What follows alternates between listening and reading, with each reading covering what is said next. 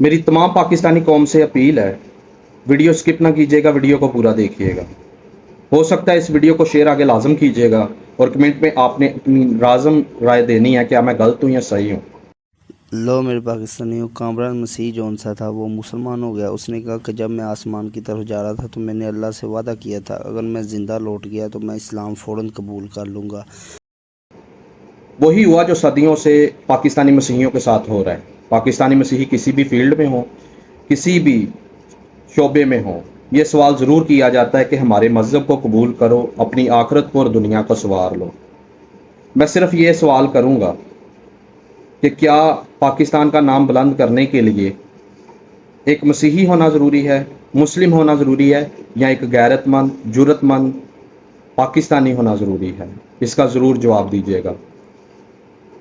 और ये सवाल कामरान बशीर के मतलब किए जा रहे हैं कि हमारे मज़हब को कबूल कर लो।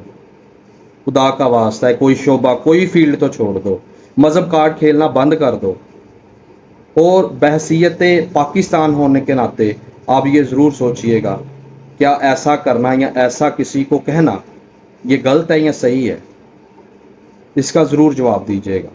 जब कामरान बशीर मसीह सर पर कफन बांध कर पाकिस्तान की मुहाफ़ज़त के लिए निकला था तो उसका टारगेट सिर्फ पाकिस्तान का नाम बुलंद करना था, अपना मज़हब प्रमोट करना नहीं था।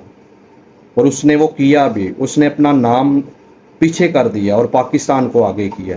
तो आज हमें भी इस बात को तस्लीम करने की ज़रूरत है, कबूल करने की ज़रूरत है कि हम सब पाकिस्तानी हैं और हमें एक दूसरे के मज़हब के तौर पर नहीं, पाकिस्तानी होने के तौर पर एक दूसरे को जानना चाहिए और हमारे कामों को सराहना चाहिए।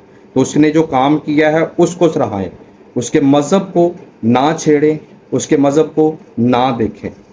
अगर आपको ये वीडियो पसंद आई है तो ज़रूर इसको शेयर कीजिएगा और कमेंट में आपने अपनी लाज़म राय पेश करनी है। Thank you, God bless you.